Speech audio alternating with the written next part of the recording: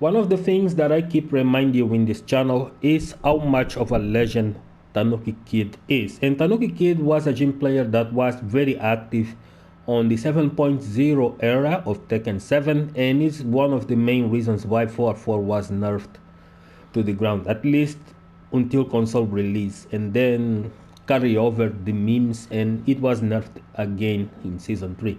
But one of the reasons why that guy is such a legend and why he was named the 4-4 guy, it's because he created a way of attacking with Jin that uses only one move. That at least what people describe, one move. But you shouldn't take this as one move, because the strategy works because forward 4 and forward 4 Zen are two different moves. So the breakdown today is going to be about these two moves, how they complement each other and how different they are from each other. So welcome to Damai Scaling YouTube channel. I'm your host Eddie Wang, a Jin player from Angola, and I'm going to explain you today how this works. So as you guys know, 4-4 is 16 frames, and it's +4 on hit and nets a combo on counter hit that is much harder to do now since season 3, which if you don't have the execution for it, you definitely won't be able to get this combo because it's so stressful to get. But the 4-4 Zen covers actually this weakness by being a little bit much easier to do combos from and do a lot more damage when you commit to Zen.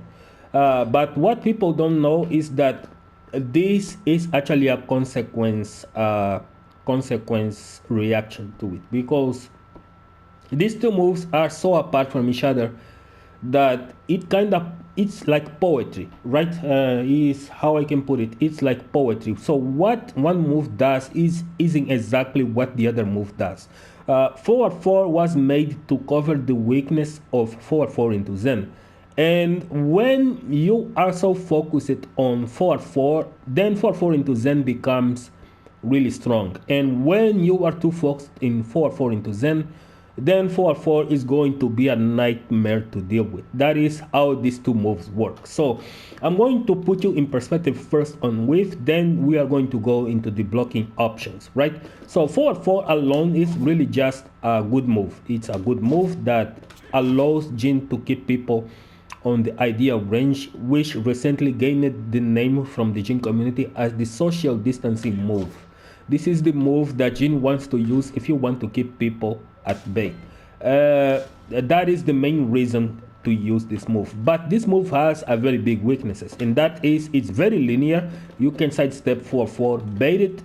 If you are being kept out, you want to bait 4-4.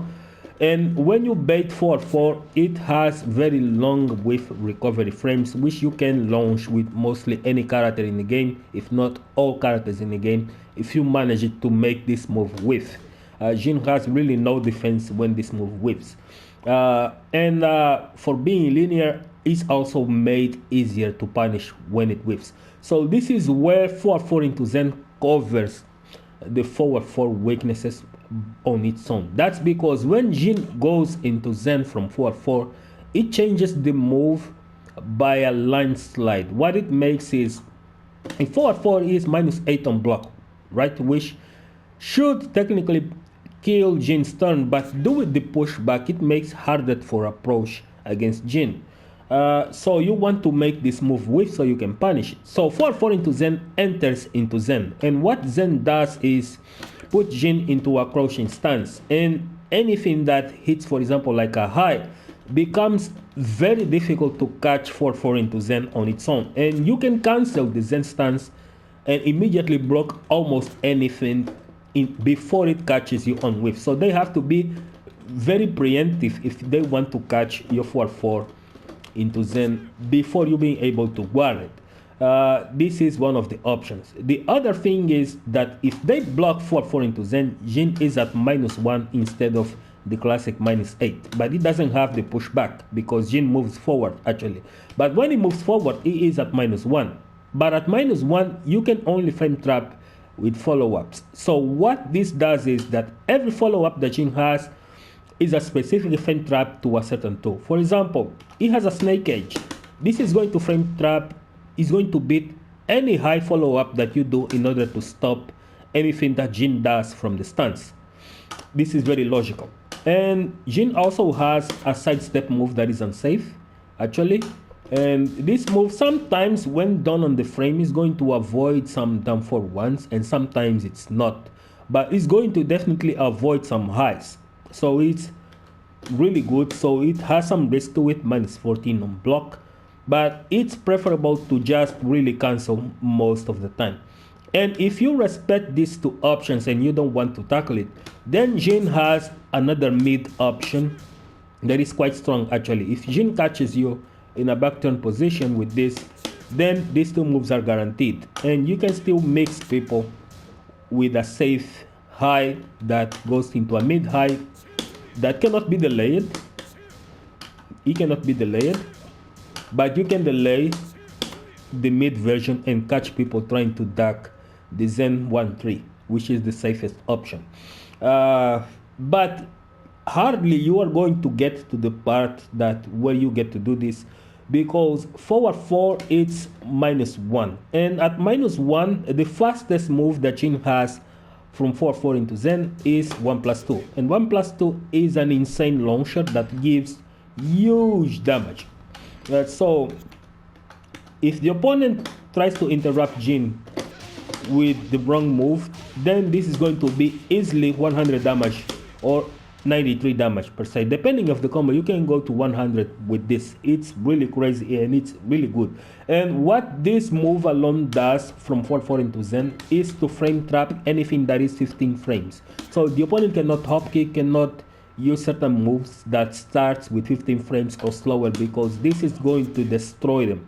So the easiest option and the recommendable option by general in Tekken is to challenge the 4-4 into Zen with a down 4-1. So I'm going to enable some options from low so you guys can see it. I'm going to show you the high first, because the high is the easiest one, right? The high is 10 frames, so the opponent can really just jab you from the follow-up, but you have a snake edge, right?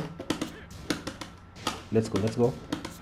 Okay, you have a snake edge. You also have a mid option, or you can just force it with and launch it anyway.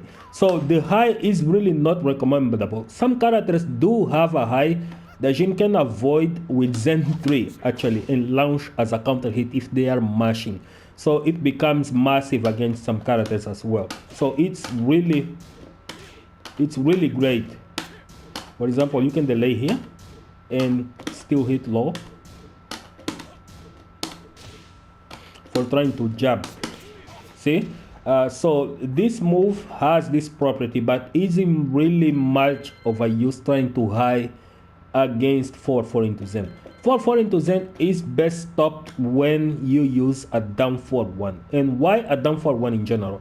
Because down 4-1 tends to be 13 frames, and Jin can frame trap at 15, means that at 14 frames it's going to trade. It's not going to get the launch, but it's still going to trade, and you want to win that trade and shut down the 4-4 into Zen. So what most people do is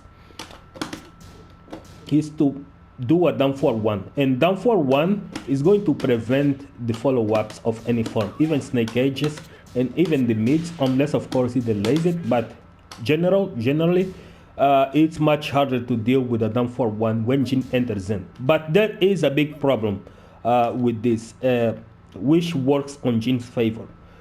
The most technical one is Zen cancelling. As you guys can see, if Jin cancels the Zen part, is going to block the down 4-1. But he can also steal this turn and still hit people. It's not exactly punishable, the down 4-1, depending of the character. Some characters can do down 4-1 and block the punish, but some characters do not actually. Some can block the down 4, after the parry. Jin can parry the down 4-1, and some characters are going to be less plus. For example, Jin in Low's case is going to be at +6. So if Low isn't really expecting Jin to parry the down 4-1 and he just try to check it, he can still get hit by a 10 frame move. That is the big deal right here. So this is going to be huge if you are good at canceling with 4-4 into Zen. If you are not good at canceling 4-4 into Zen, it doesn't mean that Jin is going to be weak all of the sudden. What it happens actually is that since the opponent is so eager to expect for the 4-4 into Zen, then 4-4 is going to become a threat because they are expecting 4-4 into Zen. And the thing is, you can't actually react to both. There is a huge risk trying to react for Jin entering Zen and not entering Zen, because if he does not enter Zen and he does a 4-4, for example, he does a 4-4 instead of Zen, he's going to launch you. So that is a big deal. So you want to be able to not being able to expose yourself to Jin pressure through a 4-4 because of this. So what I'm saying is that when people are so focused on the 4-4 into Zen, 4-4 alone is going to become a threat because of the pushback window. And that is why these two moves are very different. 4-4 alone creates a pushback and a space where down 4-1 is not going to reach. It doesn't matter which character is, even Fankum Ram. And this is going to put them in a vulnerability state because most of the time the moves are going to whiff and Jin can launch it.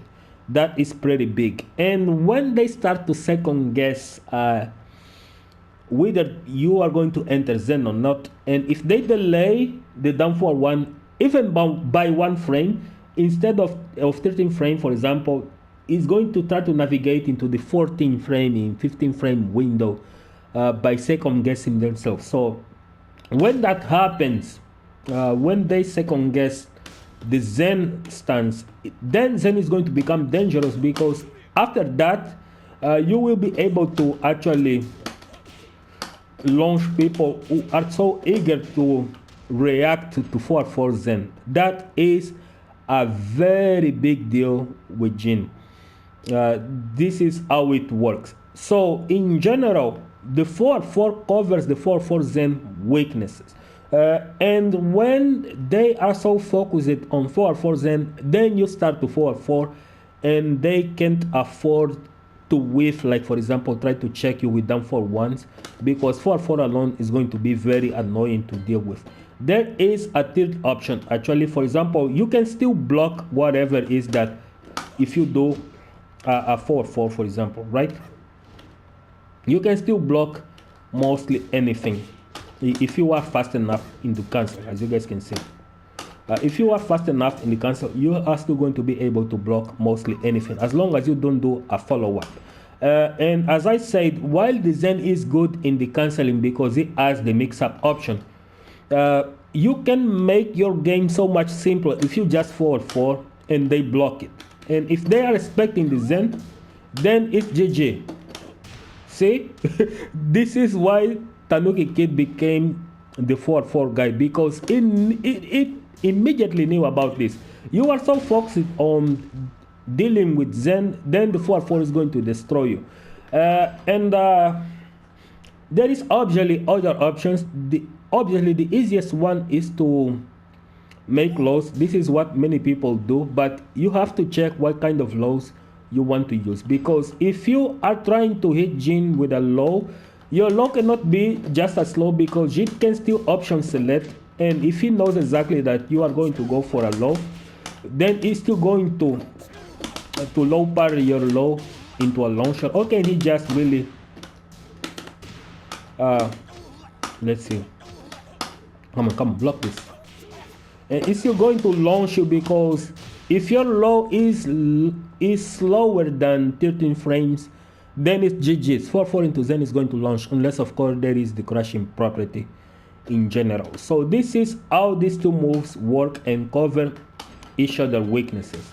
4-4 covers the 4-4 into Zen weaknesses when it's guarded, and 4-4 into Zen covers the weaknesses of 4-4 when it's whiffed. So you want to go into Zen when you're sure that the move is going to whiff, but you want to bait out people. And when they are so focused on blocking 4-4 into Zen or trying to interrupt it, then you start to 4-4. And when they start to respect the 4-4, then you go into Zen and GG's. That is technically how it works. And it works the best now. Sadly, the move, of course, has been nerfed. It was made harder to convert. But if you are the god of execution with Jin, and 4-4 is really not a barrier for you, and you can convert this combo, then your Jin is going to be hella scary from this move alone. And I'm not saying you don't use any other things. You can implement or build your entire game just through these two moves, like 4-4 and 4-4 into Zen. Then you can add an electric here, a down 4-1-4 here, a down back 4, and obviously there are still more to this. You can, for example, when you start to punish with 4-4 into Zen, which is plus 11, if they are trying to disrespect your options, it's going to be much worse, because then they cannot really avoid the launch, because they are so focused on trying to interrupt stuff that they are going to get launched anyway. For example, let's say that the opponent tries to move or try to do a check after they get hit by a 4-4 into Zen, right? Let's say that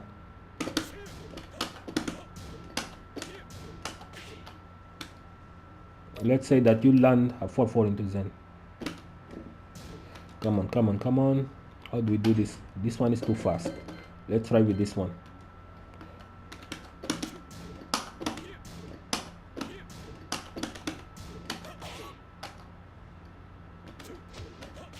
See, this can happen if you try to interrupt or move a 4-4 into Zen, and then you are going to give Jin 85 damage just without finishing the combo. And when they are getting hit by these moves, then you can start to mix with 4-4-3, mix with CD4. You can do whatever most of the time, and they are going to be so annoyed by it that it's really hilarious seeing someone trying to defend Jin after a mix of 4-4 into Zen. It's really great. So this video has been long enough already. Hope you guys enjoy it. Don't forget to hit your like, subscribe to this channel if you are new, and hit the notification bell so you can be notified when I upload new videos, which recently hasn't been really often, but I do what I can whenever I can, or when I have time to upload stuff, and I can give you these things. So hope you guys enjoyed this video. Don't forget to support, and see you guys on the next one.